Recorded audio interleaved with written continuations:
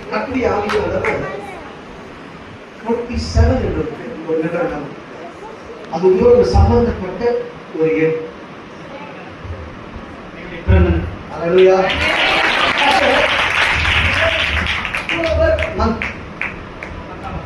ஒரு லைட் இந்த காட்டஸ் இல்லையா? அல்லேலூயா.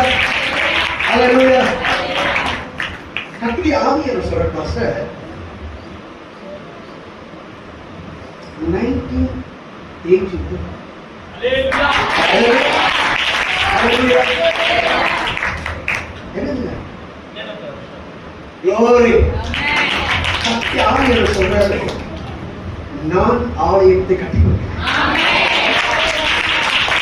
தேவன் இதுவரைக்கும் நீங்க செய்த ஊழியெல்லாம் வேற.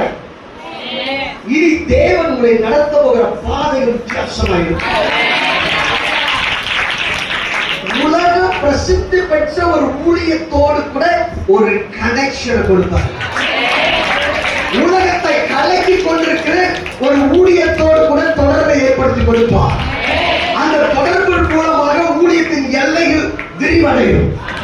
நீங்க நினைக்கிறீங்க இது பைபிள் மட்டும்தான் நமக்கோ அப்படின்னு. இல்ல, ஆண்டவர் உங்களுக்கு இன்னும் கிட்டத்தட்ட 9 பகுதிகளை வைத்திருக்கிறார்.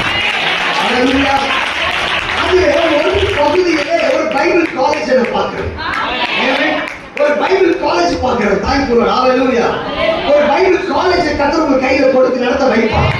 அது முதலாவது நீங்கள் ஆரம்பிக்கிறது இங்க தான் ஆரம்பிப்பீங்க. ஹல்லேலூயா. இந்த ஸ்தலத்துக்குள்ள தான் ஆரம்பிப்பீங்க.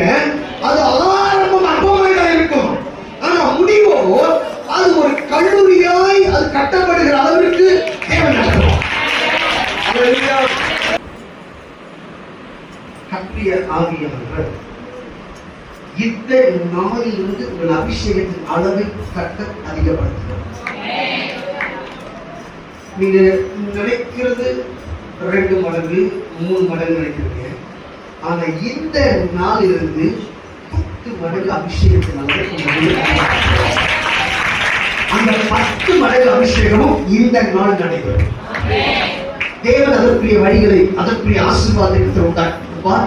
அதற்குரிய ஒரு பெரிய நதி உங்கள் வாழ்க்கையில பாயும். அது ஏதேனிலிருந்து புறப்பட்டு வருகிற நதியாக இருக்கும். அது பரலோகத்துக்கு வருகிற அக்கினி நதியாக இருக்கும்.